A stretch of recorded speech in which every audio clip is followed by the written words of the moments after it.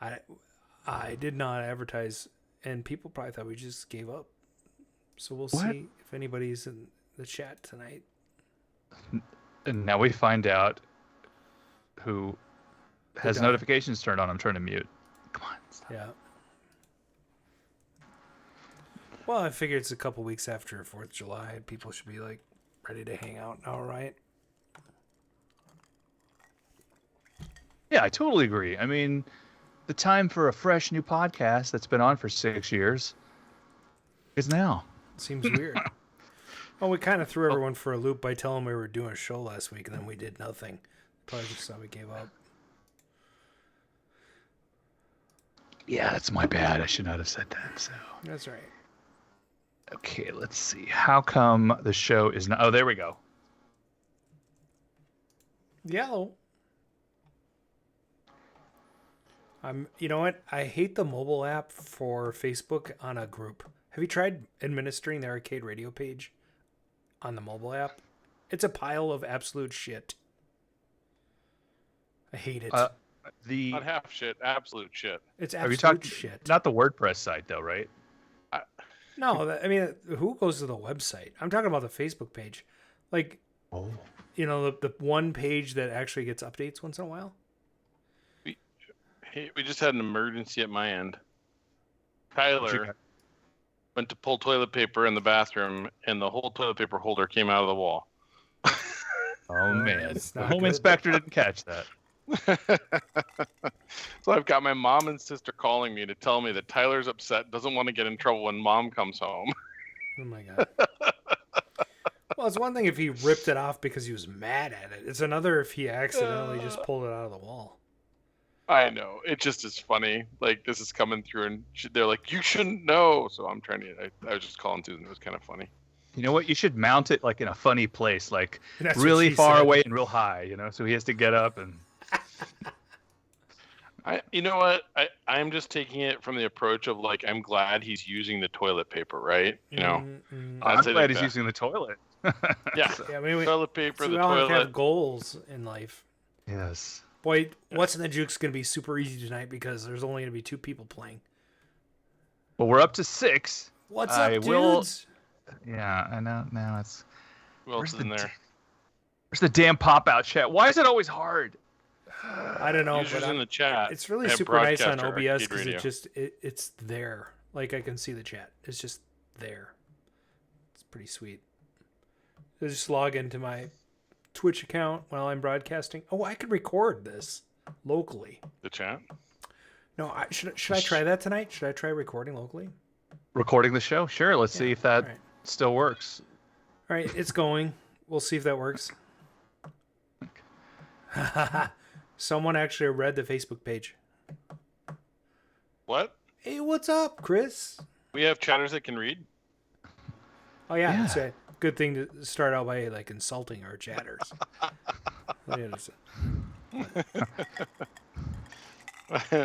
I get in arguments with one of our chatters almost daily. Hey, Mark, did you notice my ratty old wall was painted? Is that a grige behind you? It's brown. It's brown. There's no gray in it. Well, Maybe a little. it's kind of a leather color. Oh, I'm not logged in. That's why. Let me see. Oh, I see. What's See it lower though? What's that design? You see that? Yeah. That's a couch. Oh, I see. It's a flippin' blank. This is a classic Minnesota house with a red ring light. What? Yeah, that's my new lamp. No, I see. It's I love Lexan- lamp. Yeah, me too. But I painted that wall last week. It was like a war zone. It was like a 1942 war, 1941, war blanket. But now it's a nice leathery brown color, Nice. and I'll have some artwork to hang there, namely that Mars poster, and there's another NASA one. They were gifts. So, yeah, fun stuff. And when, God turns off the lights outside, I'll actually have some cool lighting in here. It's still daylight out of there? There we go. Dude, All you're in right, I'll Central. post. It's still bright outside. Open a window. Oh, I all the windows here have been taped over with U.S. Postal Service boxes, so I don't see anything outside. Which I Watching paid the for. boats. Andy SAE0. Andy SAE0. Search at Sayo. Andy Sayo. Sayo. Mm-hmm. I think it's possible. We broke 10 people. Yeah. Nice. We're doing it. We like people. Hello. Hey, Darren opening the Kuda. windows. Hey, Ice Cold Joe 42. Hey, Mike Page. Hey, Old School 70. What's up, everybody? We're gonna have some fun tonight. I tell you what. I looked at what's in the juke and it looks fun tonight. It is. Yes. It was fun to make. I'm continually amazed with your diversity and selection. Although I think we need to do like a hair band episode again. Yeah, I want to do a hair band. I could do another. Yacht- What's it called? Where the Yacht rock. Yacht rock. Yeah, I was like boat music, and I'm like, no, that's not what it's called. Jake Rude, the local famous DJ up here, likes to call it pontoon rock, which I think is funny. I do like a good pontoon. I do too. Pontoons rule. Yeah, I mean, SAE like the fraternity. Did I ever mention that my dad hated pontoon boats? specifically. Oh yeah, we begged him to get one, and he was like, "No, those are old people boats." I'm like, "That's He's a not party wrong. boat." It's a drinking boat. I mean, you could have a hibachi on that thing. You could have a 10-year-old chauffeur. That's right, because no one cares. Oh, watch out! He's gonna hit something in like 20 minutes. Those they can move. Some of them. They put Yeah. like these ridiculous engines on them now. Well, you would. That sounds like something that Brian Armitage would do. No, He was Brian like, Armitage will not. I'm going to own put a pontoon. 150 horse motor on my Oh, pontoon. he just put down pontoons as well. So no pontoon, right, Brian? Is that what you're saying? No pontoons. No, But regular boat though. We have a boat. Oh, okay. You have a regular. They have a speedboat. We have a little CVX Yeah. 16. Hey, do we have a warm up topic? Hold on. We could- Last We- week we we could- did not do the warm up topic, which was if you were the centipede in Centipede, what would you do? Or what if you were playing the centipede? Would you be killing the hunters? Like, would there be hunters running from you in the forest? Huh. And you could.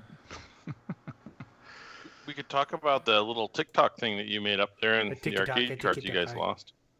That is a good point. So let's talk about the phone call where we yeah. all got together. Oh yeah, so I called Mark on what, Saturday? Was it Saturday? Saturday or Sunday, yeah. It was like Saturday or Sunday morning. Because Brian calls me and he's telling me he's all excited. He's like, Yeah.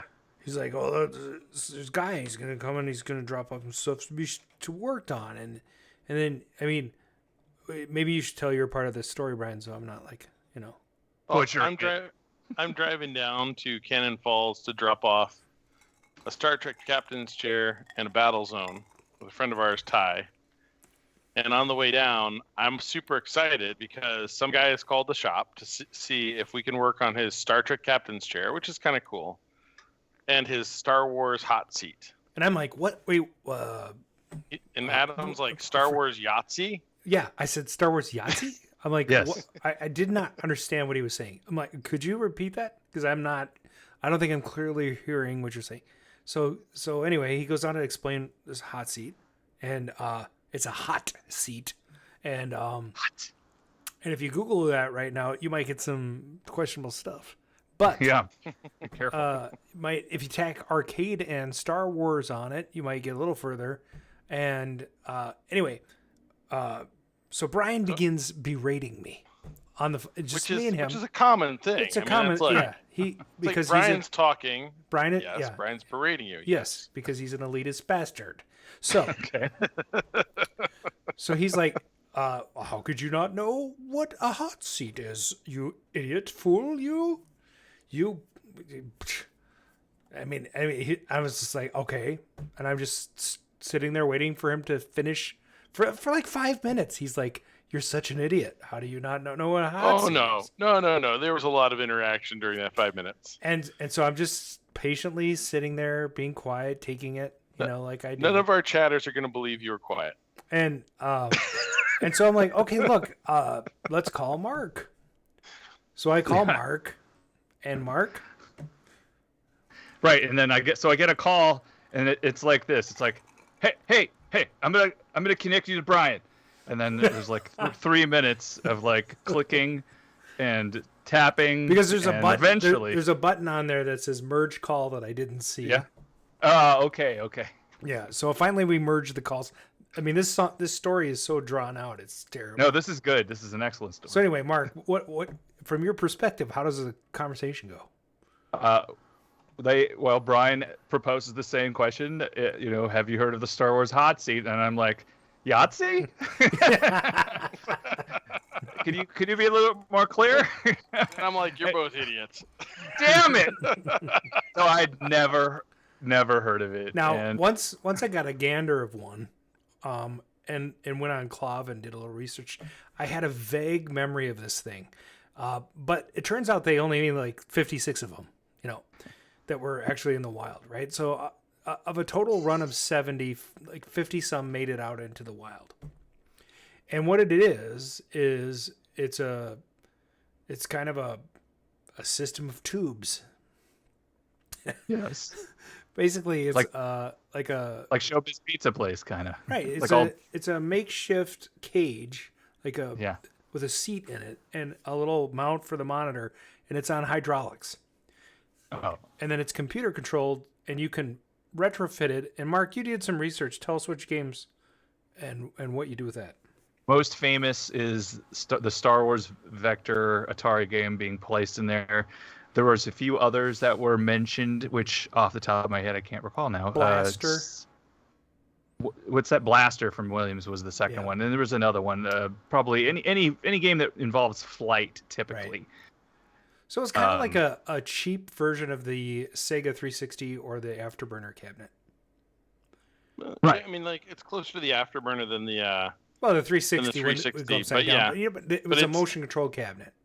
It's a pretty neat, little device, and it was a generic thing for other games to go in. It's pretty wild that there's a motion cabinet made for a Vector. Yeah. So I was all excited because somebody has asked the guys at the shop. They called up the shop and asked if we could fix it. Well, first of all, they called it a Star Wars hot seat, which was kind of what threw me for a loop in the first place. Because I'm like, I've never heard of a Star Wars Yahtzee. So I just didn't get it. But I don't know. So now Mark has a TikTok, and he leaves. There he is. Hi. Tell us about the TikTok. So Space Time Junction is my TikTok. I did 2 videos. One where I sort of found a guy playing the game. There's like one video on YouTube. It's 12 years old. There's no talking. It's very straightforward, and it's just basically a guy, he's playing Star Wars, and it's, you're like, oh, that looks pretty good. He's not that tall. He may be 6 foot, maybe 6'2". And he's a skinny guy too. He's like, I'm like in here. I'm like, he's right in the monitor's like right in his face. Yeah. So, and I hear based on some of the reading that it was really uncomfortable, but yeah. So there's that one, wherever that is. There's one that somebody found in a field. There's one that somebody had lent to a restorer, and he took it apart, and then he never restored it. I don't know what the end state was of that one. The seat that's in it too is kind of like it looks like the seat you would see in like a cruising world. So it's like a hard plastic seat. Yes. And it's kind of like a go-kart seat. Yeah. It would just be like not super comfortable after about like 3 minutes. But you're not supposed to be in it for more than 3 minutes anyway. I'm just super pumped that like the guys got the call and they're like, well, we're going to have him bring in the board set and the monitor from the Star Trek captain's chair. Mm-hmm. What do you want him to bring in from the hot seat? I'm like, the whole damn hot seat. Yeah. I will move stuff out. Mm-hmm. Yes. We're going to need the whole thing to test this properly. I'm going to Minnesota for a week to watch the restoration or whatever's going to happen. All right. So it's 7:30. Let's get this show on the road. All right. Nice. Live from KOYR Studios in Minneapolis, Minnesota, this is Arcade Radio.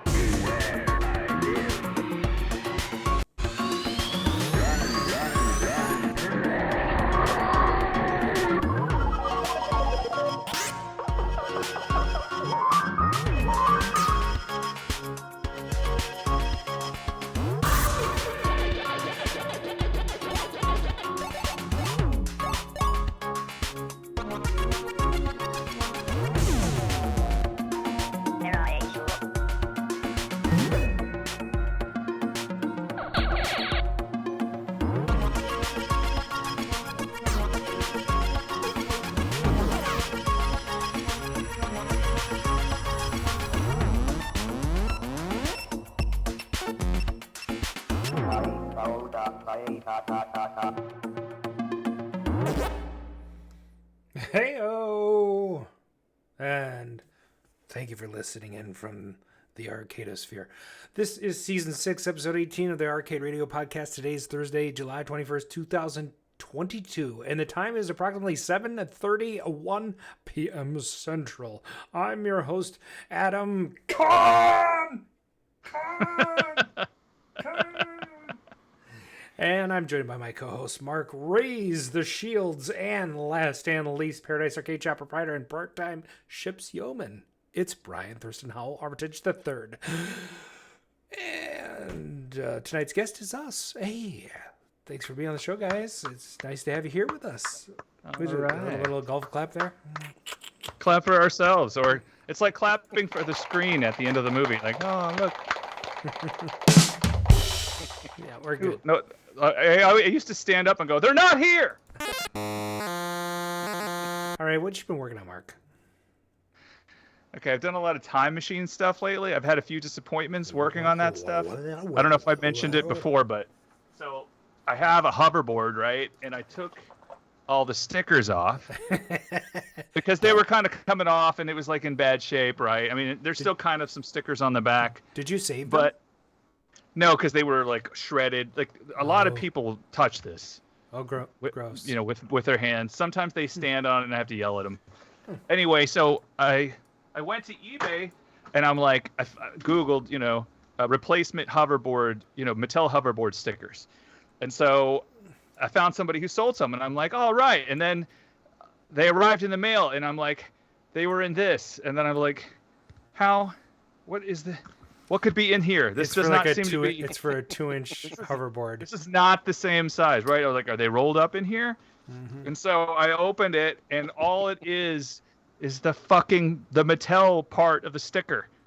It said Mattel hoverboard stickers. That's not what this is. Mm. And now I have a, yeah. And you ripped all the stickers off. Yeah. You should have scanned that shit before you did that.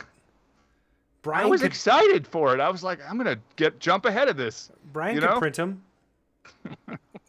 Well, the real hoverboard has like a lenticular like design in the back, so I'm gonna look for that, whatever that is, and then come up with something. I think that could be easily sold because these Mattel fake hoverboards, you know, over time the stickers come off. You know, everybody who has one had the same problem. So hey, like it's a future printing job idea. Happy to hand that over to Brian. Well, yeah. So let's see what else. Paperboy, I got my marquee to work, and what's funny is that I made a video. And I was like, oh, I'm going to check the starter. And I replaced that. And then I'm going to buy 3, bulbs and, put them in. And then that didn't actually fix it either.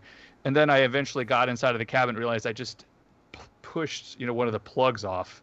So it was unplugged, to where it plugged into the transformer. Yeah. But if you watch my video, it looks like I changed diffuse and it worked. So a little bit of fiction. That story wasn't as good. So it didn't make... Fake video. Well, I mean, yeah, fake news, right? Brian, what are you working on? What's that? Brian, what are you working on? Well, let's see. I just picked up a Golly Ghost, which is coming in. Did my camera go off?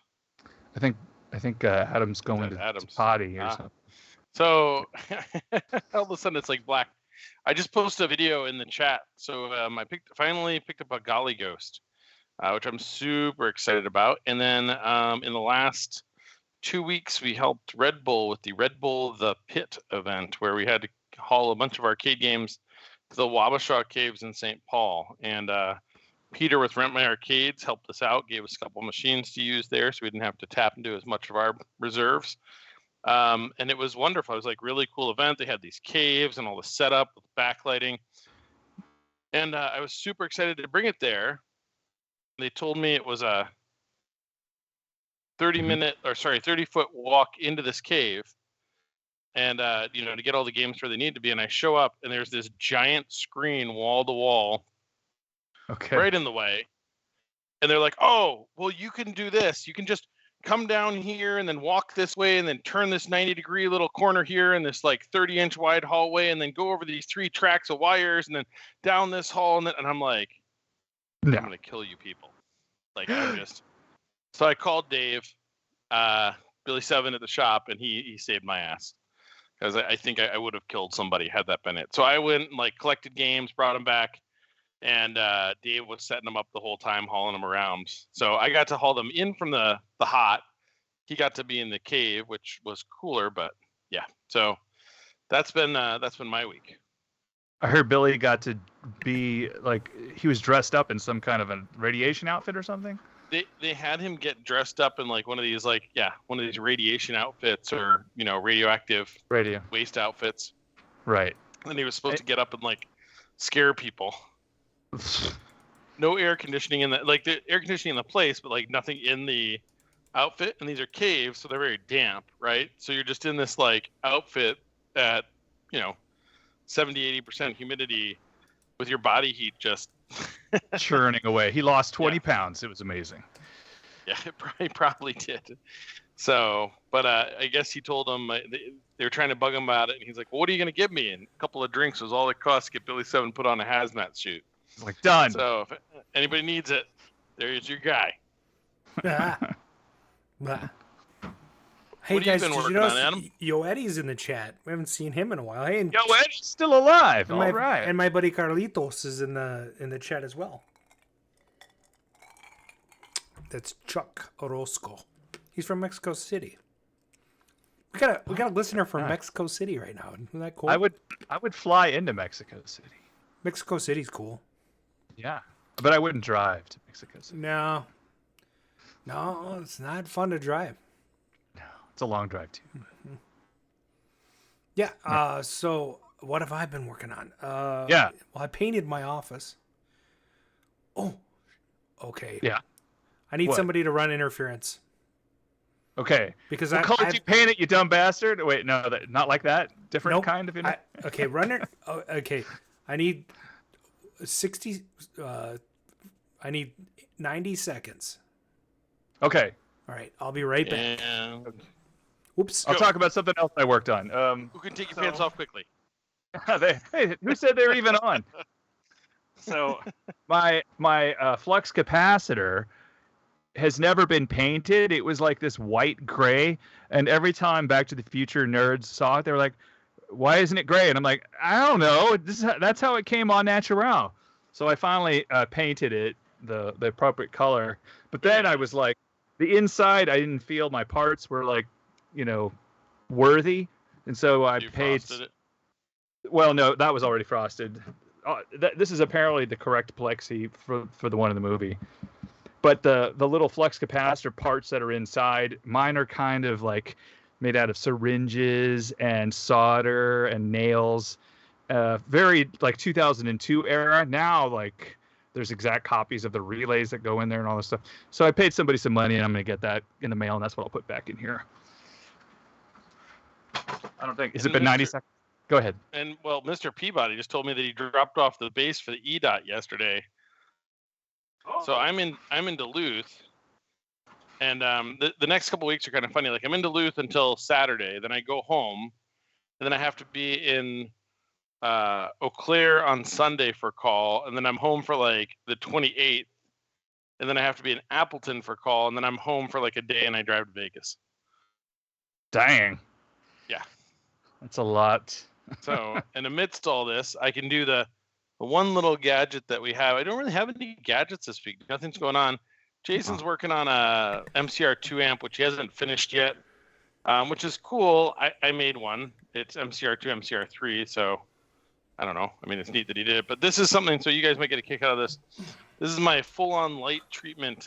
So we're working on these sticks. We go to an event every year called EVO out in Vegas, and we have a license to build a leverless case is what it's called, or a hitbox style case. So I just posted a video in the chat, a link to a Twitter where we posted kind of the first light show that we're doing with it. And a friend of mine had shown me, Logan, who used to work in the shop, still helps us out with a bunch of stuff. where synthesizers were backlighting PCBs and they'd remove the solder mask from part I of the said I PCB. need 90 seconds, not 90 minutes. So, well, I didn't see you were back, so I was just doing my gadget. He was to kill riffing. time. What the So, heck? You This, just jumped this ahead is to how his we- segment now? Yeah. No, So no, this no, is no, these are no. backlit, and anyways, we had some fun with it. So check that out. All right, I'm going to show you what I've been. I've been working on it, but Okay. I turned the lights up bright because you got to see this. Oh, okay. All right. Okay, taking my headphones off. All right. So, a friend of mine has been looking for. Can you hear me? Okay.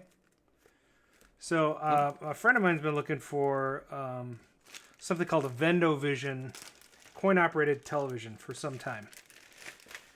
So he's had an eBay search, saved for some time, and all of a sudden one comes up, new old stock. What? So he bids on it, and well, first of all, I bid on it because he told me about it, and I'm like, okay, that's cool. And I was like, oh look, I have the first bid, and he's like, hey, and I'm like, no, if I win, you can have it. I'm not gonna jerk you around. And my bid was $145, and it ended up going for $235, brand new. And then immediately after that, another one shows up. What? New old stock. Also new old stock, same guy. In the box, brand new in the box. So What? I get it home because I bought it. I did a buy it now at $225, and Is there a third one? Shit. there was a hold third on. one. And my buddy in Plymouth bought it. So there's three of us in Minnesota that have these things now. And there was a fourth one that went up, and I don't know if there's one after that. But if you eBay Vendovision, they're coin operated television, and they look like this.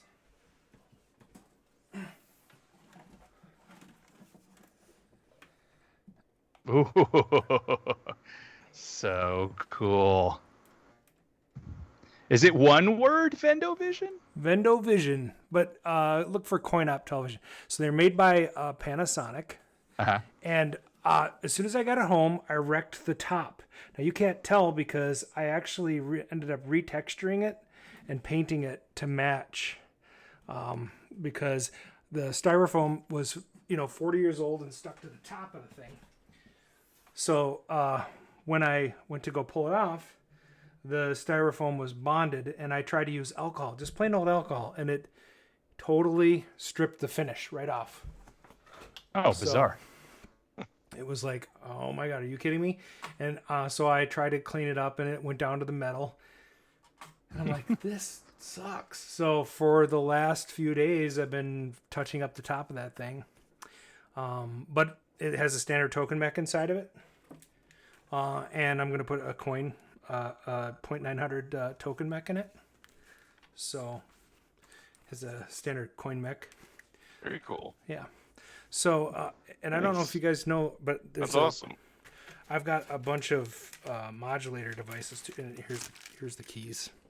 So it came with everything, but and all the documentation. So Wow. yeah, it's pretty sweet. So Joe Joseph wants to know if those are the TVs in the back of the adult stores. So they used to have these in laundromats, airports, motels, hotels, a variety of places. The interesting thing is you can adjust the amount of time that can be displayed on them.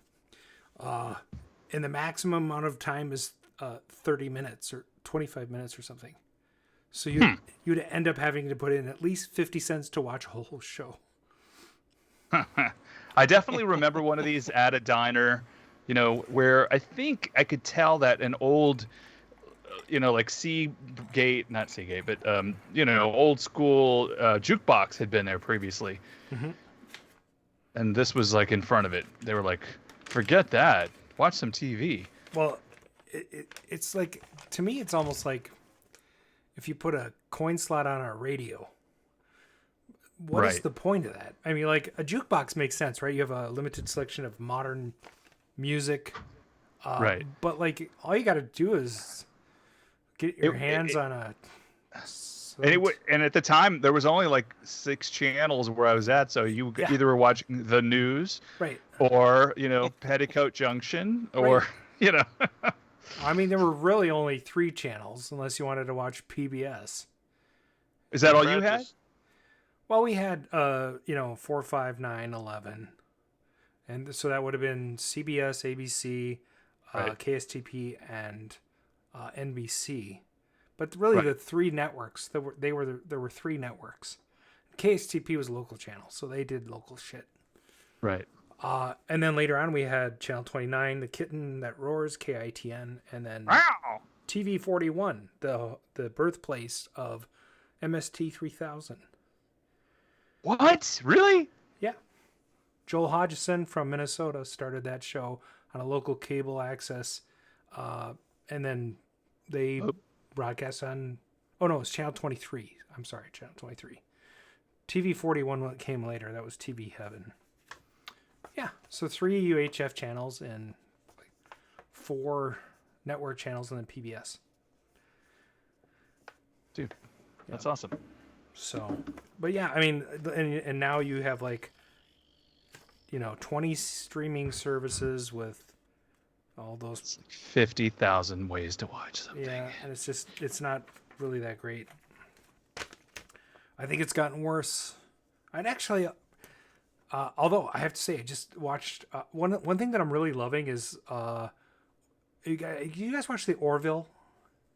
No, I've been trying to get. I got to catch up through season 2. Okay, so season 3 is out. It's called New Horizons, because it's on Hulu now, and they really upped their game this year with special effects and everything. But the thing that's great about it being on Hulu is there's no time constraint. So every episode is like Stranger Things. It just goes as long as it has to.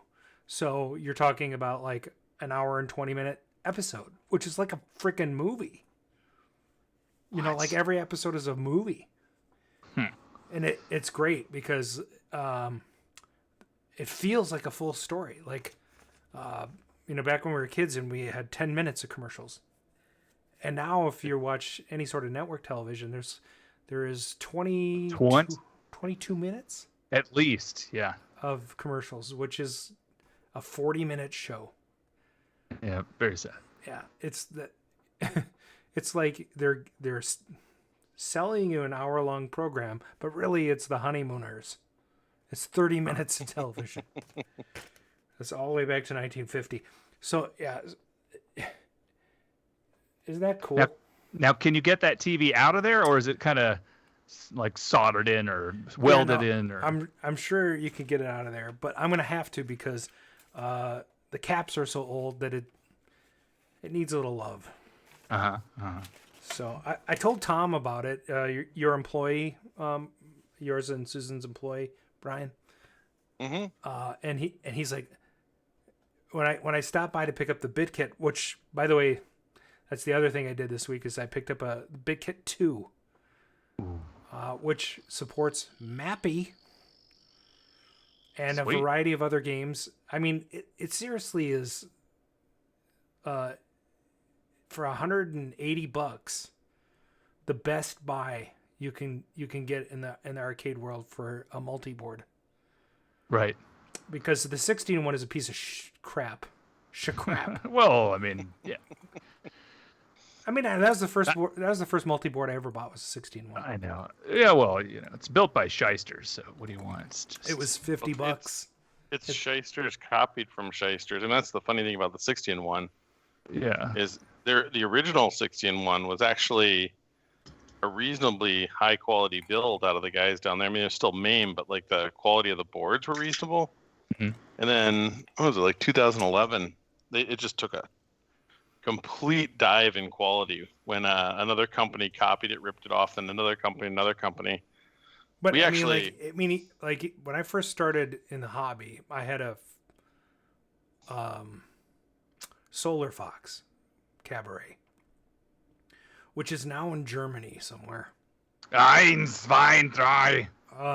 But because I had all the boards, but Joe Leese, the local guy here, was on our first season of the show. He For 2 put that episodes. together to me with a 16 one. and actually, it wasn't a 16 one. What was the one before the 16 one? Well, there was a 48 and one. There was a 48 and 1. 12 That's and the one I one. had. A It was the 24 48 and one.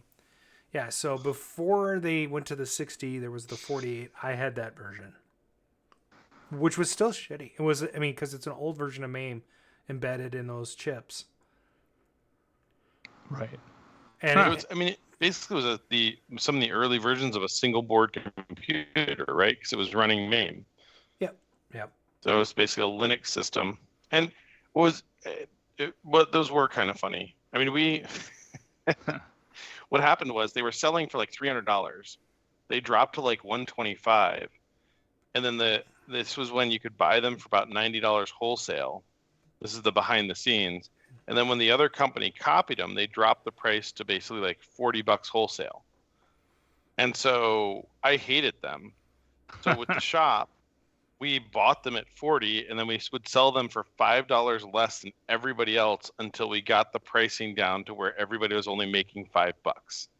Like literally every couple of weeks, we would just drop the price. yeah, I So everyone's remember. at 120, we'd go 115, then 110, then 105. We had no intention of ever making any money on them. We just wanted to kill the price. And before I knew you or Susan, I bought my first 16 one from Paradise Arcade Shop in Hawaii. And that's what I learned. Oh, yeah. And then I saw the phone number. I was like, wait, this is like a Wisconsin phone number. What? And because it was like Susan's cell phone or something. It was a Hudson It number. was a 651. No, it was a Wisconsin number. So anyhow, or maybe it was a 651. I'm like, are you from Minnesota? She's like, no, sort of. I live on the border. Blah blah blah. So anyway, I was like, I got this 16 when I got home, and I hooked it up wrong to something and blew it out, like right away. What? Were Yeah. you the guy that plugged the 110 into it? We had somebody that literally soldered a power cord, a 110 AC cord, to the 5-volt in the ground. No. I don't remember. It was an accident. Something touched something and blew it up. It wasn't like I plugged it into the wrong thing or whatever. But at any rate, I called Susan. I'm like, I'm okay. Here's what I did. I'm just dumbass, and so I need to order another one. She laughed. She's like, "That's okay. I'll sell it to you at our cost," and I saved like $5. Yeah. Nice.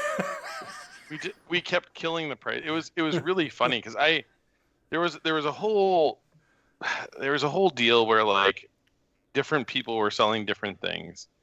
And people started stepping on different areas they weren't originally going to step on. And somebody had copied. So you guys know those XXXX and 1 boards, the like little mini computers?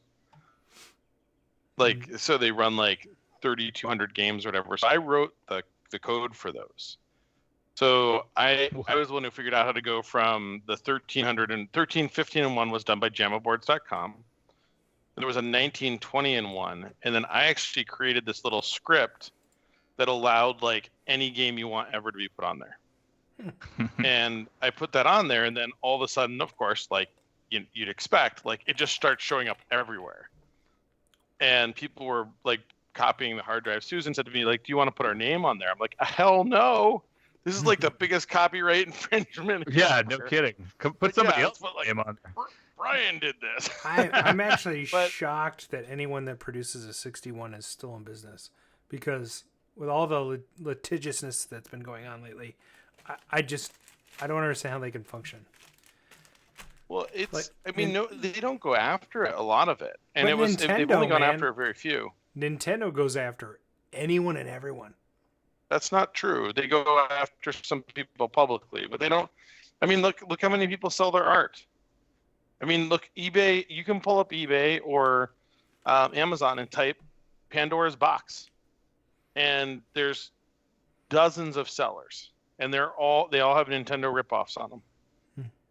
So they don't actually go after a lot of it. What was funny is when I moved back to Minnesota, Summit had a bunch of machines with those XXXX and 1 boards, and Nick, who runs Summit, was saying how the golden key didn't work. I was like, oh, let me see. Do you have a keyboard? And I sat there and like edited the script to like make it run off the mouse for the golden keys. And he's like, how do you know how to do that? I'm like, I did this. It's like, here you go. So Secrets. yeah, that was pretty funny. There are a few little Easter eggs in that, but you got to get into the code to find them. Are we skipping gadgets or are we doing gadgets? Well, we kind of did gadgets, despite the complaints. I just kept going. What if we ran the gadget bumper and then you had to come up with a gadget on the spot? I have to come up with a gadget on the spot. Okay, I What can come up with a doesn't gadget. he Maybe have, give us like, an update on the Evo control panels, maybe? or the ice cold beer or Ooh, ice cold beer. We Oh, have here we fun go. stuff going All on. right. What's in the juke? what? No. I am Just not kidding. singing. You're jumping way too far. I always felt that the true stars at Atari was engineering. Oh, you're an inventor. Yes, I am. What have you invented? A lot of things. Like? Like a lot of things. Like things that you've heard of. Like? Well, things that you will have heard of, okay? Patents are pending. Arcade gadgets with Brian the Clown.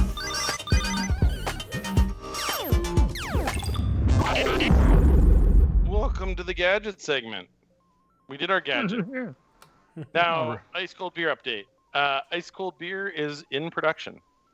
So we've paid for first article. We should be paying for full production run shortly. It's all moving forward. So it's all good. There's one board that needs a revision. That's 90% done. We're waiting for Aaron to get back from Iceland. He decided to take a vacation in the middle of all this stuff. Oh, Very it's because it's inconsiderate. his 50th birthday, man. I know. I'm kidding. The guy deserves a vacation. And by the way, happy birthday to Aaron Reed, creator of Happy the BitKit birthday, 2, BitKit 1, and programmer behind the kit of bits that runs ice cold beer. Ice cold beer. And we'll run the next game that we're doing, which we have licensing for now. I could announce that. That'd be a big announce. There's like there's 12 like, chatters. Wait a minute, there's like 15 people. So yeah, do Oh my it. gosh. 18 to 20. Nice. Yeah. Do it. So the next game coming out of Retro Arcade is Warlords. Okay, so this isn't just like you're slapping it inside a 1-up. Tell us a little bit Nope. what's going on. So we're doing a 25-inch version of Warlords. So it'll be almost an exact, a recreation of the original cocktail Yes. with some adaptations to allow for a 25-inch monitor. Are you doing like OLED or are you doing CRT? So right now the plan is to do an LCD, OLED, something. You'll have basically a monitor that's masked off on the edges that's for sale. However, there will be the ability to pull that out, and there will be RGB output to drop your own 25-inch CRT in. So you'll be able to go either direction. So the nice thing about this is it will also run off either the BitKit or a very similar FPGA style hardware. Have the same updatable things. We're going to be redoing a lot of the artwork, reproducing that, and the goal is to faithfully reproduce the original feel of the cocktail and kind of give the arcade bar something to put in that spot that maybe their 4-player Pac-Man's getting a little tired or something like that, and they want to kind of do something really cool with it. So that's the next project up. I don't know if it's going to have online play right now. That wouldn't be hard to do. The BitKit does have wireless and Bluetooth connectivity, so there's a lot of stuff that could be done there. But that is the next game up, and we're actually targeting to try and have one will it support running online, at APA. Will it support online play? No, so I'm not sure. So it does have wireless and Bluetooth. We haven't gotten to the point of figuring out how far we're going to take this platform. There's another game that we're working on as a follow-up to this that has several adaptations, is not based on Warlords, but is a more modern interpretation of a classic game that will have a lot of online play and other things going on. But this one in particular is not going. We don't have plans for online play right now. It could, but we don't have plans for it. And we are not going to be doing Exterminator. No. So that'll be a fun one. We should have our first prototype cabinet at IAPA in Florida. Nice. How are your Evo Fighter Evo sticks coming along. leverless hitbox style cases are coming. We have to build 500 of these little buggers in 2 weeks. Do you have a preview you can show us? I put the Twitter post up there before. Okay, never mind. I can do it again. I was got gone. I was gone for 90 seconds. It was more than 90 seconds. We But were for those moving of you on. that didn't see it, It was not. I hit the Here's the timer. Christmas tree version of an arcade fight stick. So for those of you guys who aren't familiar with this style, the buttons on the left replace the joystick. It's left, down, right, and up. And the idea is to make it more precise for control. This is what's called a hitbox layout. There's a lot of controversy right now with hitbox. We actually work with them. This is a licensed controller. So it is a neat project. It's getting a lot of attention. Got a question in the chat about the price of Warlords.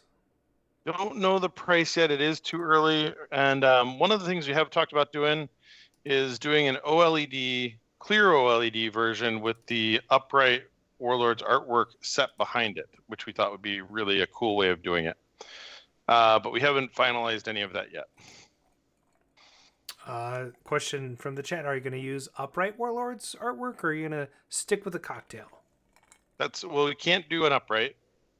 So that's what I was saying. So we might do a clear OLED and set the upright castles behind it, which would actually be a neat thing to do. That'd be kind of fun because then it'd be a little bit of an upgrade to the classic, and if you could make it run FPGA with that underlay, so to speak, without any sort of hindrance to the gameplay.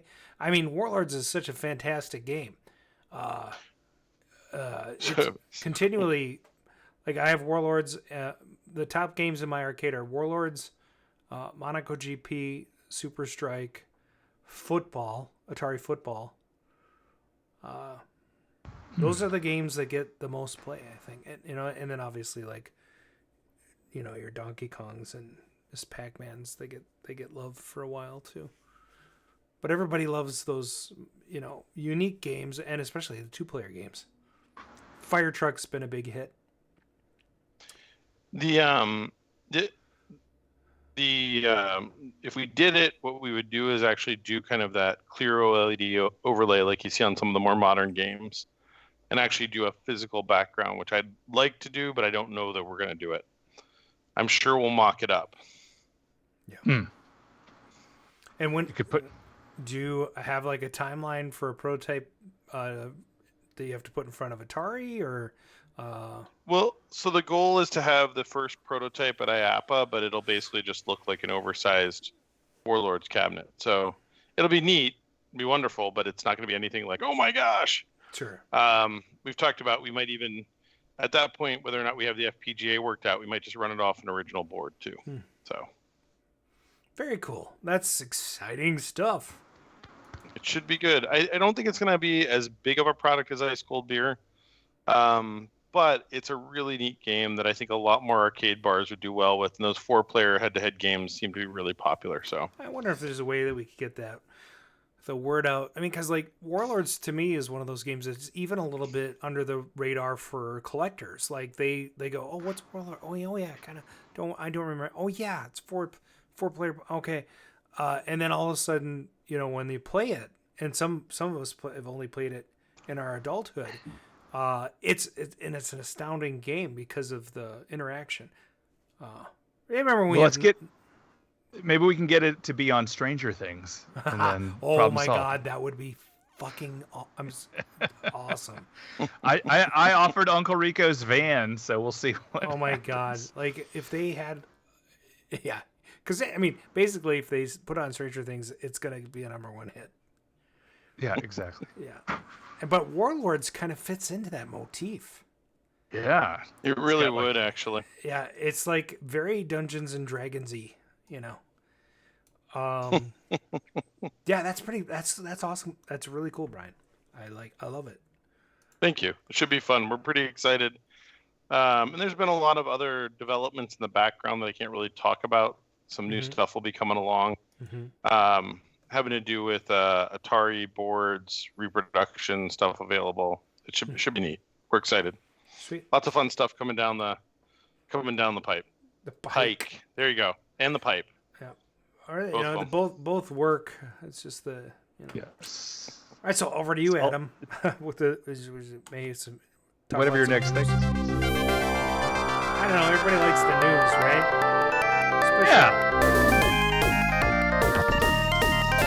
The arcade news, arcades, pinball, industry alumni, arcade openings, selecting, celebrities, world record holders, operators, coin-out, conventions. The arcade news. We interrupt the ventilated development. And now, the arcade news with Haha, that's me. From sci-fi chronicle.com, arcade games at BART Station, BART Station. Pong and Gallagher return to Powell Station this fall. BART is bringing back... What the hell is BART? It's the mass transit in San Francisco. Oh, okay. So San Francisco Chronicle, not Sci-Fi Chronicle. Damn it! I typed it wrong. That's right. So BART is... No, I just read it wrong. So BART is bringing back one of its short-lived but storied promotions, retro arcade games at Powell Street Station. Yes. So I have no idea where this is, but for all of those, hundreds of listeners that are in San Francisco, this is going to be cool. So they weren't throwbacks when BART rolled out the video games for the first time in 1976. With its ridership waning and hopes to connect with younger riders, its transit agency partnered with Atari to bring back, in 1976, a bank of 6 games to the platform, including Pong, Le Mans, and Space Race. This year, BART will bring back 4 games for the week beginning of September 3rd, 2022, as part of its 50th anniversary celebration. That's Atari's also 50th celebration of the system. So that's actually very interesting, isn't it? They share that happy birthday. Also, I share that happy birthday. Aaron Reed shares that happy birthday. This year, BART, the event from the 1970s is something that pops up on social media from the time of throwback. So BART Chief Communications Officer Alicia Trost said, "We're trying to re-engage our riders." What, like all the old writers from like 1976? I don't understand. Yes, they're still alive somehow. Yeah, okay. So and so they want to have a little bit of fun. And here's an example. So the Atari Arcade Theater kiosk was installed in December 1976 when the transit agency was 4 years old and fighting money and public relations problems. We think that the machines here at this one station on an experimental basis will provide some fun for our riders between trains. An unnamed BART spokesman told the Chronicle at the time, and the information and revenue wouldn't hurt either. So dreams of the BART games returning to Powell Station were stoked in 2015 when photos of the Atari arcade were discovered in the Chronicle archive and published. Okay, let's find that. I would love to see those pictures. I posted a link. Okay. It's in the chat. It's in the chat. Okay. Yes. Oh, I gotta have. Oh, yeah. I've seen these pictures. Yes. This is awesome. I hear I'm looking at a tank and a Le Mans. Oh my God! What would you do if you could get one of these kiosks? I would get rid of my air hockey table. Oh my God! This is the coolest thing. There's 4 games on this thing. 4 monitors. It must have generated a ton of heat. And in the background, you can see a little Air Canada ad. Do you see that? That's pretty cool. Oh, yeah. Okay, so from tweaktown.com, I did not mispronounce that one, which is weird. Anyway, a long-lost Atari game, Air World, appears out of thin air. Atari and Digital Clips, in case you don't know, has produced a ton of ports, usually Atari ports over the years, and you usually find them on things like the Game Boy Advance, GameCube, tons and tons of platforms. And so anyway, they have contracted up with the long last Atari 2600 game Air World out of thin air for the 50th anniversary collection. Back in the 80s, Atari released the Sword Quest series of games. Do you guys use Sword Quest? Quest. Todd Fry, who we had on our show earlier this season. Yeah, Sword Quest. Anyway, apparently, and there's a couple of them, right? So there's 3. A couple that are more rare. Yes. Than the others. So there's Water World, Fire World, Air World, and Earth World, right? So there's 4 of them. Well, there's 3. They were supposed to be 4, but they never produced Air World. Oh, I wonder if Todd's doing anything with this. Like he's gonna. I know, right? So the games were kind of an interactive scavenger hunt where players would collect clues to win a contest with serious prizes. There was a chance, a talisman, a crown, and a philosopher's stone, all of which were encrusted with gems and precious metals. Winners would also come back from one final competition with the ultimate reward, a silver sword of gems. Dude, can you imagine? It's the 80s. You have your silver sword of gems. You hit up the arcade. Somebody makes you mad. It's kind of like the precursor to World of Warcraft, isn't it? I guess. I mean, like Again, another total Stranger Things thing, right? I mean, Yeah. come on. I'd say, yeah, they should put that. So Airworld was never made, though. The video game crashed during the 1980s, pretty much wrecked Atari's financial books. Now, as part of Atari's 50th anniversary, Airworld is being revived. The infamous Sword Quest game. I cannot say that word. Sword Quest. And I want to pronounce Drawer or drawer? Drawer or drawer? Come on. I keep pronouncing the W, which I don't normally. So, like when I say sword, I don't ever say sword. But I'm going to read it. A Sword Quest. It makes it really difficult to say. That's true. Anyway, the infamous Sword Quest game will be released in the Atari's new 50th anniversary collection, which packs in 80 plus classic games, including Airworld. Now, it's interesting because I've looked at these titles, and not to be lackluster, but this is like the bajillionth time they've released like 90 of these titles. Yeah. So Say through one in. Their catalog of IP is kind of a little goofy.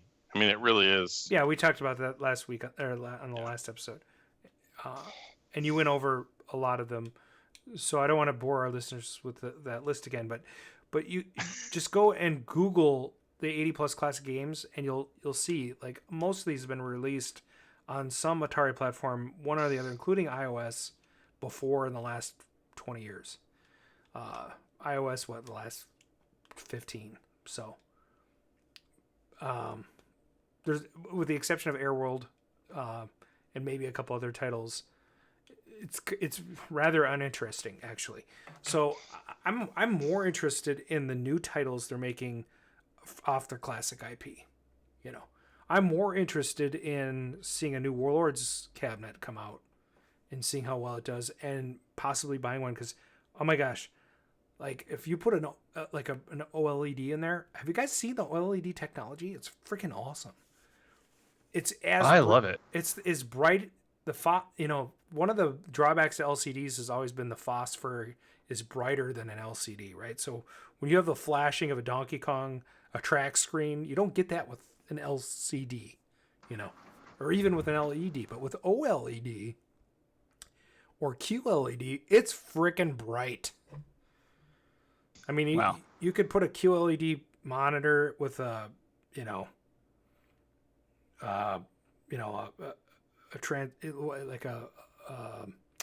tinted plexiglass, what do you call that, bezel over the top, and it would look just like the arcade. I mean, like without the scan lines, but the brightness and the colors, they really pop in this new technology. And I'm not promoting, replacing your CRTs. I'm not. I'm just saying if you're going to build something new, you have a chance to make it look pretty cool.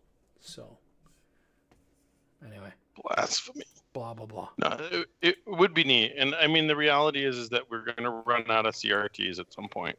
So having a replacement that looks good actually isn't a bad idea. And yeah, after you mentioned that, Adam, it is one of the things that I'm like looking into with this project, but I don't know that, Yeah. That in and of itself is tough, but like doing it tied into something where you've got a financial force driving it is a little easier. And not to be, like obscure about it, Brian and I had a conversation where we're like, with this newer technology, it'd be really cool if somebody could produce 4x3 OLED or QLED monitors.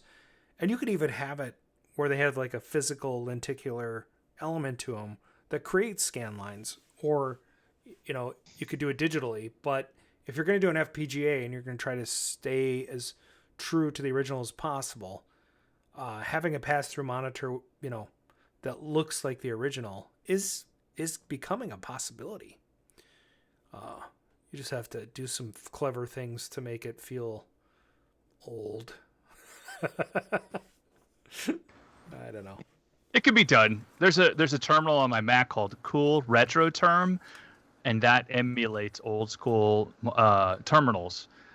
With you can do the there's tons of little options that you can adjust. Yeah, in software, it's easy to add scan lines, right? It's easy to do that. It's way more than that. There's the blush of the display, like across the glass, and just some crazy ideas that it has. Sure. I'll send you a link to that. You'll like it. Cool. Anyway, that's it for the news. Well, let's get to the good part. What? You mean? Oh, we have another segment of the show. Outro? We're in the outro. Should we do the call first? Before we get down to 10, we're losing listeners, so we got to keep going. Should we see if there's a voicemail? No, that's too far ahead. Stop that. Why is that too far ahead? We're like doing whatever we want, right? Yeah. Okay. Why not? I don't know. Yeah, this sounds good. I say play it now. All right, let's see if we get a voicemail here. Oh, what do you know? We have a voicemail. Huh. That's crazy. Well, okay, all right. Thank you for calling 612-548-GAME. This is Arcade Radio. Please leave your message after the tone. Hey everybody, it's your buddy, Bob Zarzadek, control panel expert and technician. Hey, I hope you guys don't mind, but I have to limit what I talk about this week. Apparently, Cher did not like me sharing her love of shorty shorts with you. Who knew? Well, actually, I know who knew. Her lawyers. Yeah, they knew. So, with that in mind, I'd like to read a prepared statement that they just faxed me to read to you. I made them fax it so that, they'd have to find a fax machine. Lawyers should suffer on occasion, right? Okay. I'm sure you agree to that, but hey, okay, here we go.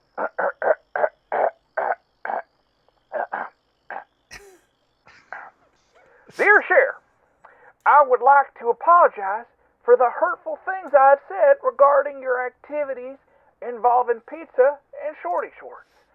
I recognize now that my offensive behavior and thoughtless actions were wrong because they hurt your feelings, and you were trying to do your best to be super cool back then. In the future, I would like to try to exercise better sense regarding the discussion of your love of shorty shorts, 80s rock bands, but most of all, pizza. Please forgive me as I try to make this positive change. With my sincerest regards, Bob Zarzadek. Phew, well, I'm glad that's over with. Hey, that reminds me, I've got this great story I need to tell you next week. It's about the Go-Go's and a taxi driver and a Subway sandwich. You see, Cher, there's no pizza or shorty shorts involved, and yeah, I swear, okay? So anyway, yeah, you guys have a great show with, whoever or whatever you're talking to, that's good. I'm off now to sell this fax machine that I have. Hey, let me know if somebody looking for a AT&T 3510D digital fax machine, okay? Have them just email me at bob@zarzadek.com. I'll get right back to them, okay? Yeah. All right, okay. I'm out of here. Zarzadek out. Anybody need a fax machine? Oh God. Those were Those were like $10,000 in like 1982 or some crazy amount. Seems like they were. It was just a modem and a scanner and a printer, I guess. Yeah. Well, onion paper printer usually. Right. For the cheapies. Yeah. Wow, that was a different call. We were playing around with one of the desks at work, like moving it around in the shop, and there's this giant drawer on the left-hand side for what was probably the fax machine for the secretary or whoever, but like the springs on this thing to hold it were like this big around. I mean, like the support that had it come in, you could almost stand on the shelf, and it just kind of reminded me like how much you used to move a fax machine around. It was like those things were heavy back in the day, and this was a substantially sized space. What are fax machines now, like twice the size of a remote? That's the scanner of the fax machine and the printer that is I don't remote even now. know who has a fax machine anymore. I know, it's ancient technology. Oh, shit. Back in '82, I used to be able to throw a pigskin quarter mile. Back to the cave with Why are things so heavy in the future? Is there a problem with the Earth's gravitational pull? Hey, folks! Welcome to Back to the Cave. I always felt it. Back in '82. What is happening? It's broken. Oh my god.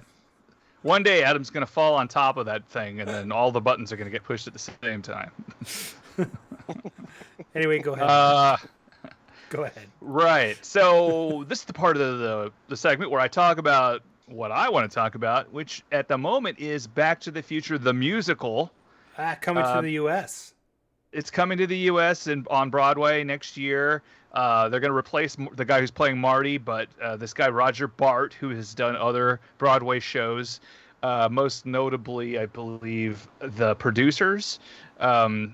He played a supporting role in that. He's Doc Brown. He's going to be coming. They're calling it a reboot for some reason, because that's what American papers think will draw your attention. Like, Back to the Future is being rebooted. I'm like, no. They just adapted it to the thing, and then... So, yeah, I'm going to go. Anybody else? Anybody interested in going to New York with me? And then let's go see it. I'll go. Yeah. Yeah. Okay. Good. I'll introduce everybody who comes to all my Back to the Future nerds. I love New York in June. How about you? What's that? I love New York in June. How about you? Oh yeah. I like to be in the park too. I'm not sure if that's. I'm not quoting that one right. Anyway, an afternoon in the park with George would be great. I'm pretty sure it's Central Park. Ooh. Damn it! Stop it with the obscure references. I made one reference to a musical. One. Yes. Do you know the movie I'm talking about? The Afternoon in the Park with George. It's like a '60s thing with, I think, is George Papard in it? Maybe I'm getting the name wrong. I think Jane Fonda's in it. Anyway, that musical will not be playing. This one will. I highly recommend it. I saw it when it first came out in Manchester. I bought tickets to see it last year, but everybody was still getting sick. By the way, did you hear Biden got COVID? Damn. No, I did. Yeah. I'm sure he's fine. He's been, I'm just winging it here. What do you got? I don't know. Is that it? It's all you're talking about? Is it Back to the Future? Hey, Adam, what's in the juke? Oh my god! what a train wreck! Yeah.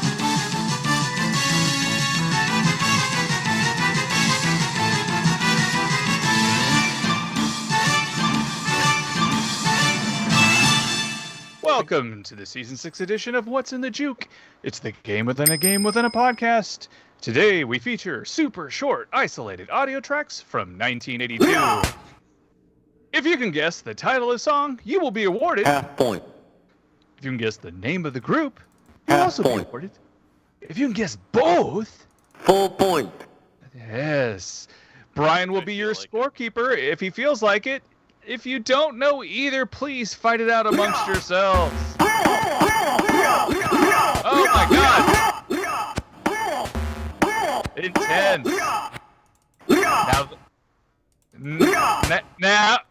Now that the fighting is over, let's begin. Okay.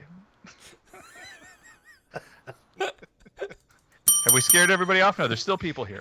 All right, this is the best part of the show. I mean, if you're still here, you're gonna have a great time. Yeah, you Guaranteed. are. You are. These are good. All right. Yeah. So. I learned it by watching you. Okay. Yeah, Dad. All right. Shall we? Here we go. Playing with those memories again. Is that a woman? No. No, it's just somebody with a very high register. Playing with those memories again.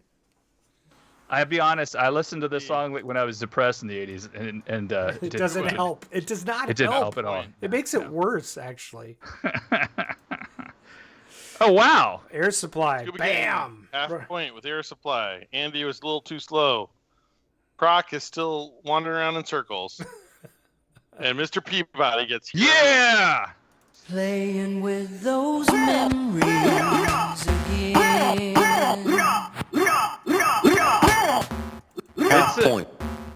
It's a competition. Half point. Okay, next track. I never thought I'd meet a girl like you. Oh, that's you can almost hear the music in that one still. Aww. I hope we don't get flagged. Hey, you've been flagged. Welcome.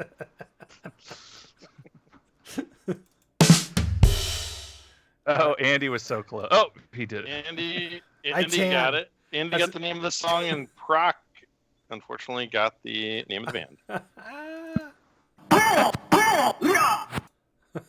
Half point. For both those guys. Proc also got the name of the band and the name of the song, but he's too slow, so he only gets half point. All right. I'd like to point that out. I used to have a Flock of Seagulls haircut in the 80s. So it was really easy. You just shave the side of your head. Problem solved. Do you like Flock of Seagulls? No, but I can see you do. I just hair. Stealing that's Adam Sandler from Great. Wedding Singer. Okay, here comes the next track. All the guys on the corner stand back and let her walk on by. That's I like that song. Me too. All the guys on the just like corner the song. stand back and let her walk on by. And they didn't catcall her. Very nice. Classy. It's a good part of it. Yep. There And we what's go, the- Mr. Peabody, Jackson Brown. 1, 2, 3, 4, 5, 6, 7, 8, 9, 10, 11, 12. Got to be somebody's baby. We'll give it to him. Yeah. Somebody's baby. What movie was that in? Do you recall? Somebody's Baby? I do not recall. Yes. Okay. It's set at a high school. Hmm. It happens really quickly. Oh, boom. Yes. It's set You at a did. high school. Fast Times? Okay. Yes. By the way, I've only seen that movie once in my life. Okay, here comes the What? next. Yeah, I know, right? So, and Star Wars. let's just tell you. Should I tell you when I saw it? Because it'll blow your mind too. Last year. Yeah, it was like last year. Okay, here comes your next track. Now I've been waiting to show up. Oh my God. This woman was in another band. Yes, the Rascals. No, not the Rascals. No. The Ravengers. No. Who's gonna get it? There we go, Brian. Mike Page coming in with the name. Too slow again, Brian. Just pointing that out. Yeah. And what is the name? You have to. But right now, The we name of the have band? Joan Jett with Crimson and Clover. Oh, there you go. We have Now I've been Rock in waiting first to place. show up. La la la la la. Crimson. Mr. Peabody in and second Clover. place, Oh yeah. Okay. and Scuba Oh. Andy and Mike Page in third. Nice. Oh, Mike Page. So, Yeah. Joan Jett was in a band called the Runaways. The Runaways. That's it. Yeah. Yes. Which Very also nice. had Lita Ford in it. I was a fan of the lead singer, the blonde girl. What was it? Joan Jett, Sandy West, Mickey Steele, Lita Ford, Peggy Foster, Sherry Curie, the blonde American musician and actress. So she was Right. in Los Angeles in the late 70s. So anyway, Good stuff. yeah. Classic. I have their album that they made. It's got I have the movie. The album of the Runaways has Cherry Bomb on it actually, and it's pretty much the same song. Okay, next track. Living in a lonely world. Oh my God, I hate this song so much. What? I think it's just been played too much. It is. It was just like, out of all the songs by this band you could play, this is the one everybody plays. But they got it real fast. Yeah. I think you just got banned from our house permanently, Adam. I won't tell Susan. Okay. Odrosin with Journey. And The first one to get the name is Rock. Yep. Stop believe. Half point. Why we're splitting the points really between players. Nobody's gotten one whole point themselves. So It's true. Type it on one line, guys. So the funny thing is that actually Proc has done that twice, and both times he's only gotten half credit. Someone else got him, beat him out to it. Fail. Nice. We're only halfway through. all right, here comes your next track. I sit here alone and I wonder why. I love this song. This is my favorite song by her. Yeah, it's great. She has another song that was more popular later on. But this song is my favorite by her. Yes. It's very new wave sounding, even though she recorded it here and probably in California. But Mr. Peabody, Kim Wilde. you know what? Who And yeah, name of the song. we're still waiting. It's in America. Oh, nice. Oh, you Half did it. point. Point. He got a full point for that. Huh? Full point. Nice. Wow. You know who hasn't been on the show in a while? Casey Relford, Mr. Kelsey. I guess he's retired. He is not retired. I learned it by watching you. Oh, man. You know, the funny thing is, he just got tired of us playing other crap because we couldn't play songs. Just get flagged Right. every week. But now this seems to be working. Yeah, this is fine. Yeah, so far. Scraping. Scrape. Just don't play a video from Atari. Damn it. I know, I can't believe we got flagged by Atari. What an honor. Yeah, and it wasn't really it's not like we get banned for that. They just monetize our video. Like, all the 20 people that watch it afterwards. Thanks a lot. Enjoy it. Choke on it. Yeah. Oh, wait, I shouldn't say that. Brian works with them. Yeah. Love you, Atari. Whoop, whoop. I'm still waiting for my check from YouTube. They owe me a big check.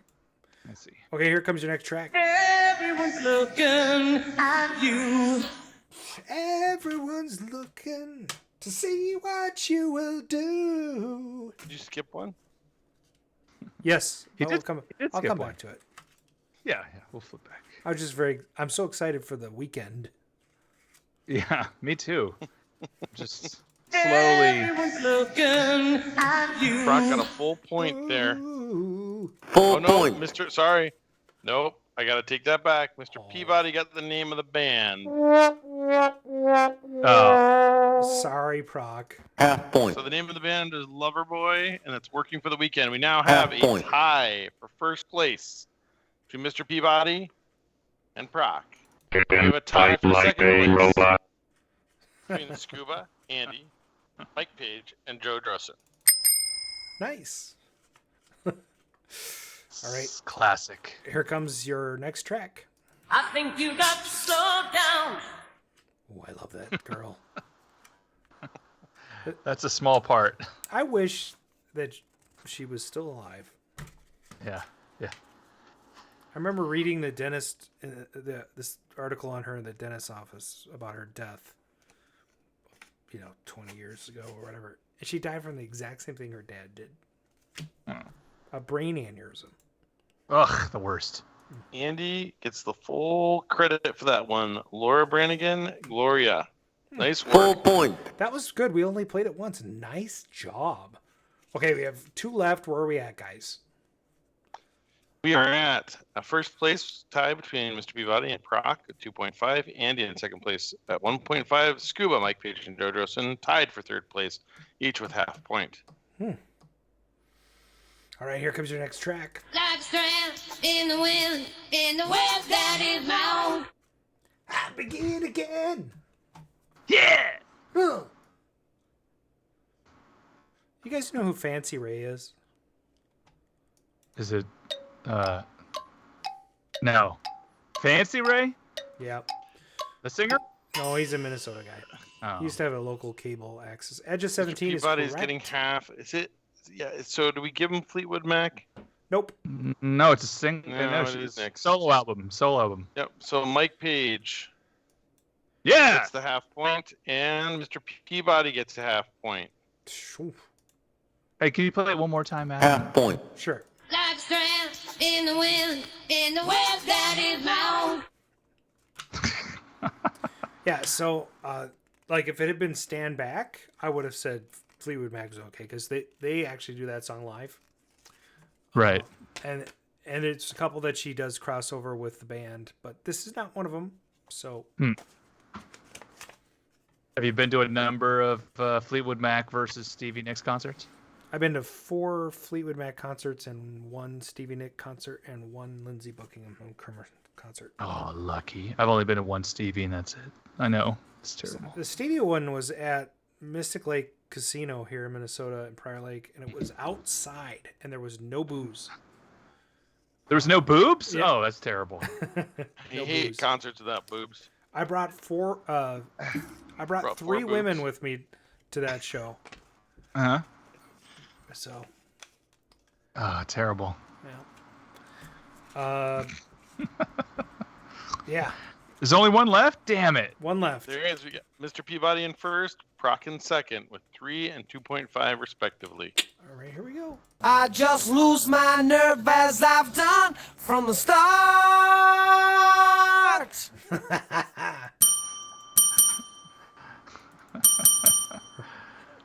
What's funny is that there's some other parts where he is out of sync with himself. I mean, he's saying the same words, but the timing is slightly off. And the police, everything magic. That's close enough. Everything she does is magic. He actually corrected himself afterwards. That gets him up to 3. That puts us at a final score with. So that was the police. Every little thing she does is magic. Final score: Mr. Peabody with 3 in first place. Proc with 3 in second place. What? No. What? That's an evil math. Oh my God! What and kind of Andy in third place with 2.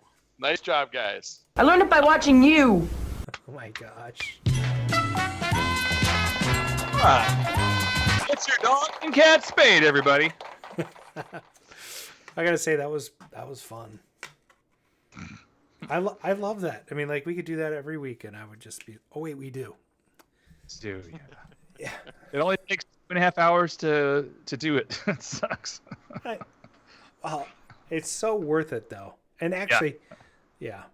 And by the way, I will be tonight putting not this show, but last week's show up on YouTube. I'm going to keep them updated on YouTube so we don't lose any more episodes. For those keeping track on YouTube, we've lost about 3 episodes, maybe 4. 3 episodes? I think I saw all of them. A couple of them were out of order, but I saw them all. There's one that I downloaded that I think I can get you. The Walter Day one is gone. That one's gone. Can you believe that? That's crazy. I know.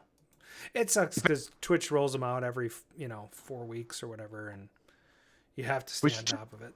We should re-interview him. Let's just do the exact same questions, the same in the juke. Yeah, that sounds like a plan. Maybe next year. We'll recreate it. See if anything changes. All right, so I did mention on the Facebook page.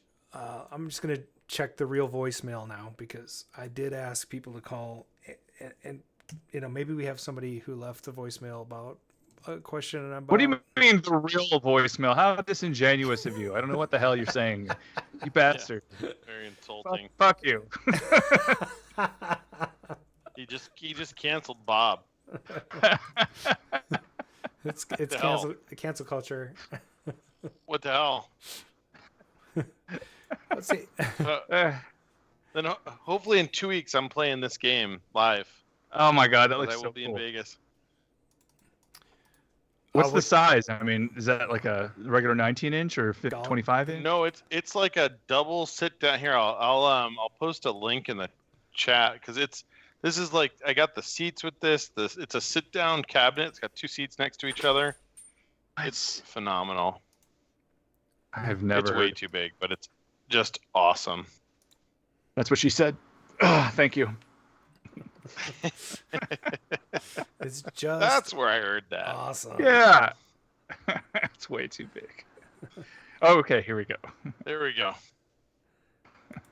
There's a link in the chat, and so Prop Cycle is the person on YouTube who posted this. There is actually a Golly Ghost 2 called Bubble Trouble, which is super, super rare. That thing, it just nobody has it, and it's actually not as good. It's kind of like it's a neat looking game, but it really doesn't have the same charm of Golly Ghost. Kind of fish swimming around and this backdrop of the ocean, but it is Jeff Anderson. You are correct, Brian. So you can tell in the Bubble Trouble he talks about. You can hear him talking, and it's kind of funny because it's very Jeff. So Doc Mac has one. Kim Madonna something has one. A guy in Zurich has the board only. Is this one of the people you're buying it from? Or the guy? No, it's one that's not showed in up in Klopp. Portland. No, this one's listed in Portland. His name is Kamandoho 78.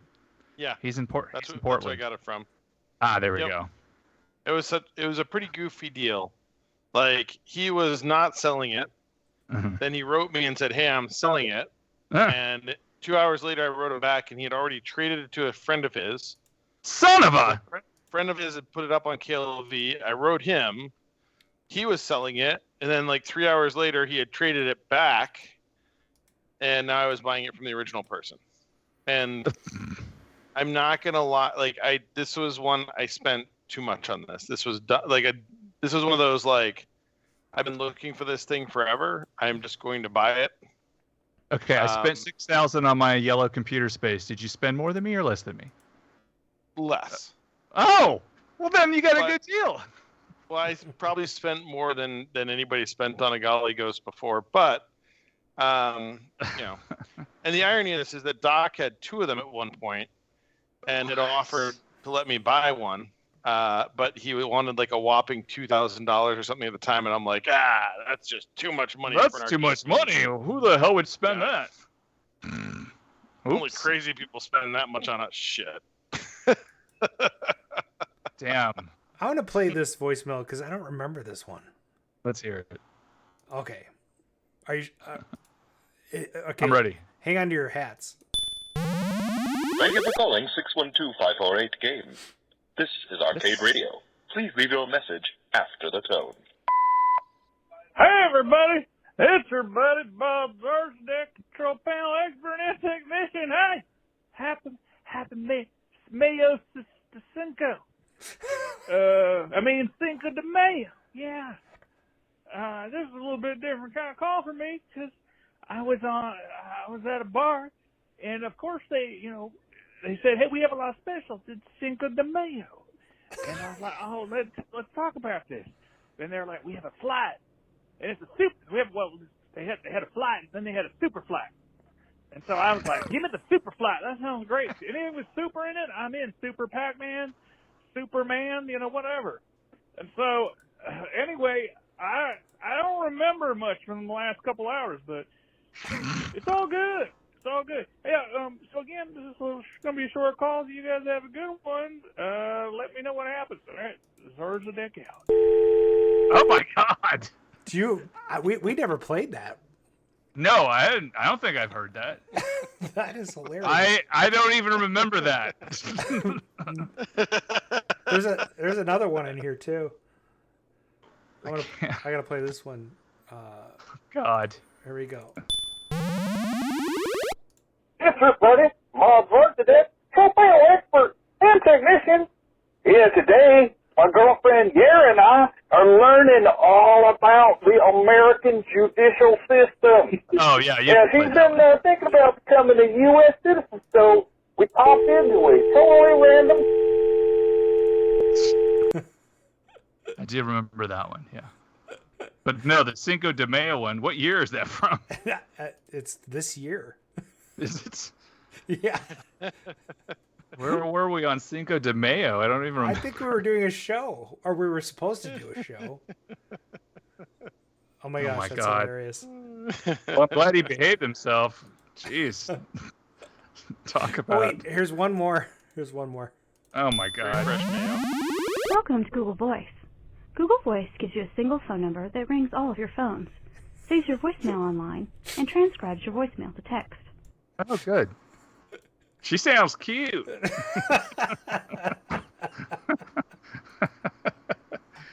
Wow. All right, so what do you guys got planned for this week? I was going to watch Stranger Things Season 4 again and find all the weird phone numbers. And then, by the way, I did finally finish Stranger Things. You did? Yeah. Oh. Yeah. So are you happy? I mean, it kind of leaves you hanging like Empire Strikes Back, kind of, you know? I thought it was adequate. Yes. There were parts that I really enjoyed. I think it was hyped up too much. Yeah.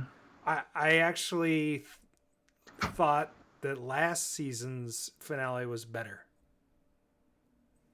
But I mean, and last season was the one. Remember when they were driving and the big thing was chasing them in the car? Yeah. And then they had to have Dustin sing the song from Neverending Story while they're being chased by this giant thing in the background. But even better than that was the whole mall fight scene. Of course. That was just incredible. How do you top that? I don't know, but I saw it in real life in London, Secret Cinema. Again, another reason to go to England. And I will say I really enjoyed... there was a couple things that irritated me. I didn't think they needed to do with particular characters that may not be appearing next season. But did you like Eddie? I loved the scene with Eddie on top of the trailer park in the Upside Down. Right. Yes, that was freaking awesome. And Mr. Peabody said no spoilers. Yeah, I'm not giving away anything.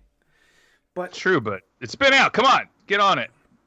Yeah, it's been out for a while. You need to watch it before our next show so that we can. 3 weeks ago, I was way behind. So if you and I don't want, we're talking about the end of the show. Also, I loved the ending of Strange New Worlds. Yes. Oh my gosh, they did a great job with that. So one of the things I've been reading lately is like these journalists that have all the clickbait, and they're trying to get you to read their stupid commentary on whatever they're reading, whatever they're talking about, which in this case would be Star Trek Strange New Worlds. And they talk about TV tropes, right? And they explain tropes like nobody understands what a trope is, They explain that... Of course, it's the thing on the ground, you fall on it, right? Is that exactly what it is? It's... In this case, they're talking about time travel as a trope, or things like that, right? And to me, it's a mechanism. It's how you tell the story within that mechanism that's important, not the quote-unquote trope. It's not a pitfall that you've created this, situation. Now other shows don't do it as well. Like, for instance, I finished Voyager recently, and they used time travel in the end of that show to finalize, for their big finale, and they didn't do it well. Clearly, no. I mean, it was weird. It was almost you think it's over, and then they pull the rug out from under you and end it another way. And it felt by the short. Like, did they not watch Back to the Future? Isn't Back to the Future like quantum mechanics 101? Oh, you know what? We should talk about Quantum Leap and how they're starting it again. They're continuing it. Oh yeah, because I heard that they're continuing it, but how do you do that without Dean Stockwell? Well, the project got shut down after they lost Sam. There's been some discussion about whether bodies swap, when Sam leaps. Because what's supposed, they don't really ever show you exactly, but, sometimes they explain that Sam is in the new place and the other person is, I guess, in the, where Sam's, the waiting room, right? Mm-hmm. But is that other person in Sam's body, like the minds got swapped? So it's never been clear, but apparently the new show has Sam the new guy is superimposed sort of in the same space as the other guy, and he's not in the waiting room. Oh, see, I don't like that. I don't like that. That was part of the charm of the show, right? Exactly. He essentially only saw the other character when he looked in a mirror. Right, exactly. And I thought that was brilliant. I mean, I don't know. I think he will still be able to see the other person, but Yeah. Anyway, I'm interested in how that's going to turn out. I just hope they give it a proper ending, because the way the original Quantum Leap ended was just terrible. I don't know. It's better than Seinfeld. That's a good point. Nobody went to jail at the end of Quantum Leap. Yeah. Although, I mean, that last season is amazing. I do have to say that, like, later on, I was a little disappointed with the episodes. By the way, if anybody's not seen the end of Seinfeld, I don't care. So yeah, right. The spoiler alert. But I was pretty pissed when they all ended up in jail. I thought that's a dumb ending. But like later on, I'm thinking about it, I'm like, that's exactly where all of those people should have ended it up. Right, exactly. I mean, Larry David wrote the whole last episode because they're all a bunch of jerks that don't care about anybody but themselves, and they deserve to be in jail. And even in jail, they're like, "Why are we here?" Right. We didn't do anything wrong. I liked it. I mean, I was a teacher at the time when that aired, so that was a good reprieve, I think, for me. But I thought Quantum Leap ended okay. I think, how do you end a show like that? So, I mean, Dean Stockwell's character changes time so he can, go back to his wife, and Sam gets lost. It's a win-lose scenario, right? So I don't know if he got lost. They say it at the end. He never returned. Yeah, but so it's still out there. But I think that this show's gonna close that loop. Well, that'd be fun. He'll be like, it's sort of like when Meg tesseracts to go find her father, and he's in a Wrinkle in Time, and he's trapped in this place that he's been for like 10 years. I still haven't been able to finish that movie. It's pretty tough. The book was way better. Oh yeah, I've never watched the movie. Oh my God. I've read the book like a gajillion times when I was a kid. I had the. I challenge you to watch the movie. Let's see how far you got in. I'm going to go look at I'm going to hit resume and see how far I got in before I said, "Fuck this! This is terrible." I think some of the casting was okay, but I'm just not interested in watching it. Okay, fine. Yeah. There are better things to waste my time on.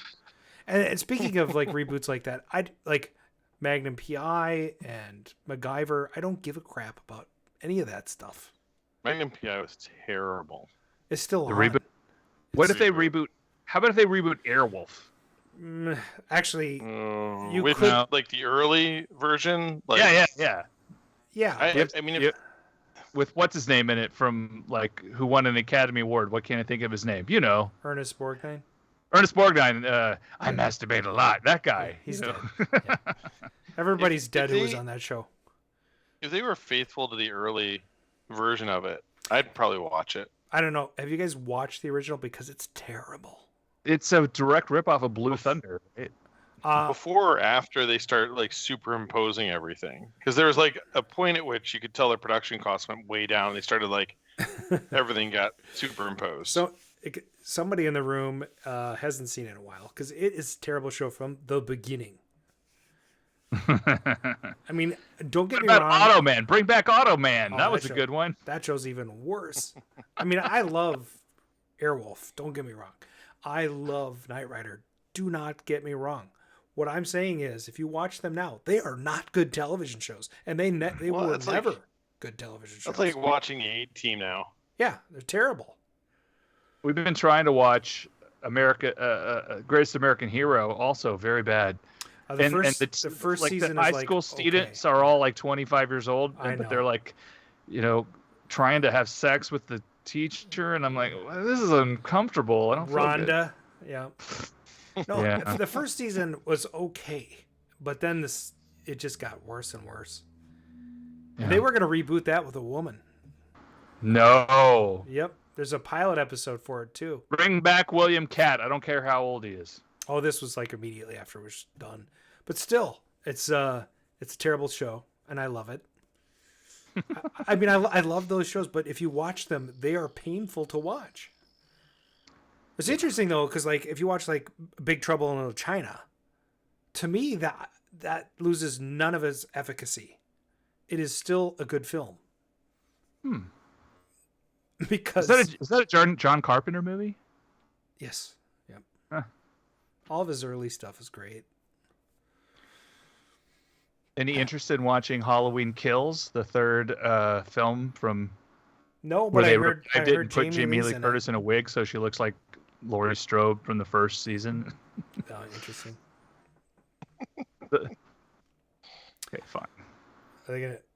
Yeah, I'm not gonna go there. But I had to actually unfollow Jamie Lee Curtis on Facebook today. What? Why? Because every day she's posting about like freaking stupid stuff. About Halloween Kills? It's so good. No. That's like she posts about that once. Oh. Well, the other day was greeting cards. Today it's another movie she's working. I don't care. Like, I'm glad you're working. I'm not gonna watch. Damn, harsh.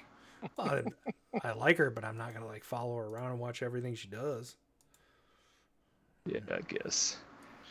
I mean, like. So you stopped following her. Knives Out was the last thing I saw with her, and it was awesome.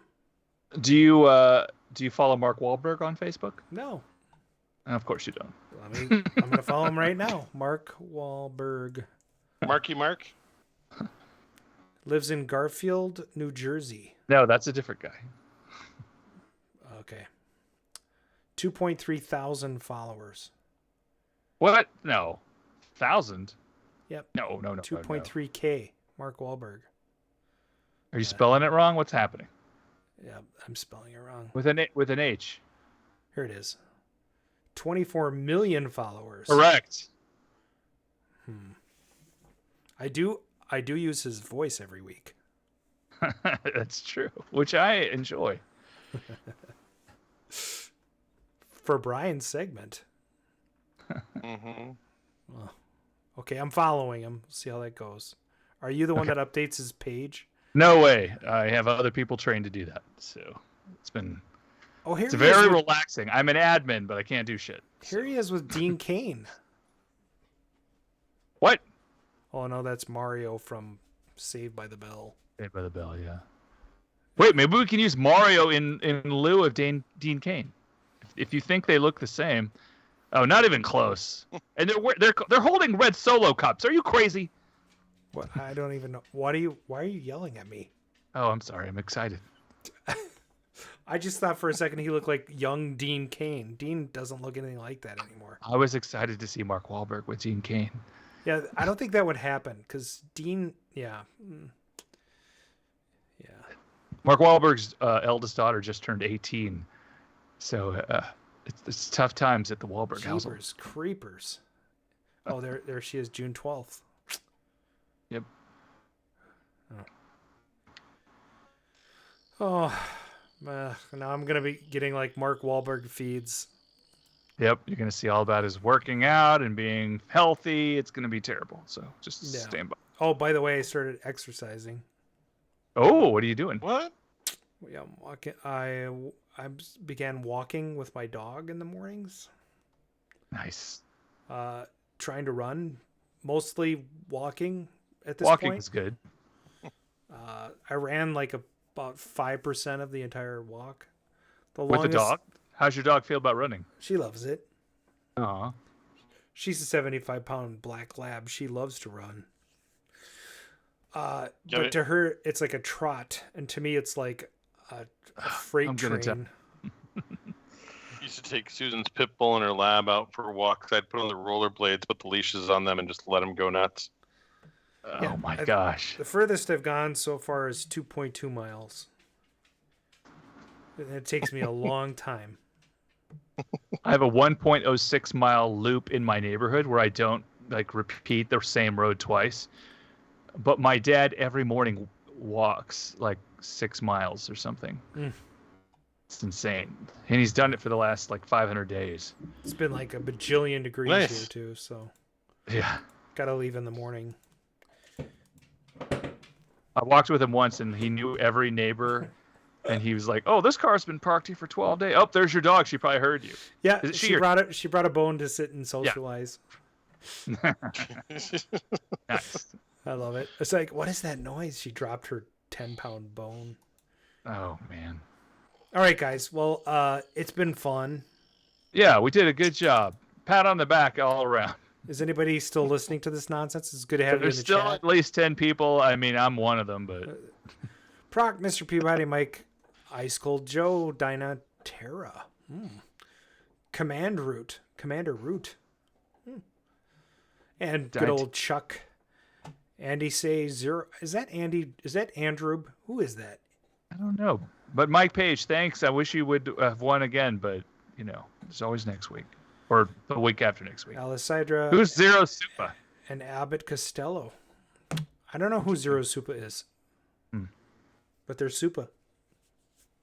Wait, does this mean you and? How come you're not Trupapa. listed on here? I don't see. Oh. I don't know.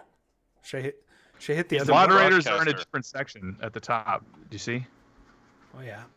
He's the broadcaster. Are we Nice. ready? We're ready. We're on the page. Nice. All right. That's been the Dolars. Thanks for listening, and that's Arcade Radio. Hey, if you'd like to check out a website that hasn't been updated in 4 years, check out Arcade That's not true. Radio. It got updated last week. Did it? Holy shit! Yes! It automatically gets updated when we update the YouTube videos. Sweet! Oh my god, arcaderadio.com. That's RCADE radio.com for all of our social media and swag links. Call us, leave comments just like Bobby Z at 612-548-GAME. That's 4263. And Croc had many revelations tonight about that whole thing.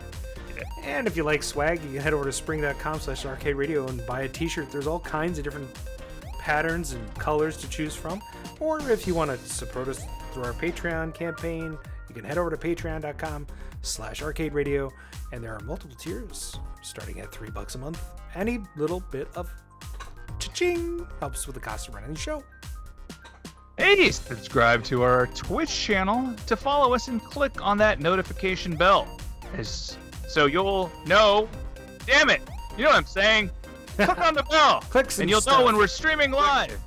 Yeah. That's twitch.com/arcaderadio. If you like what you're hearing, consider dropping us a 5-star review at Anchor, iTunes, Spotify, or wherever you consume our podcast. That's going to be it for tonight's show. We hope you had a good time. We'll see you on the next episode. Over and out.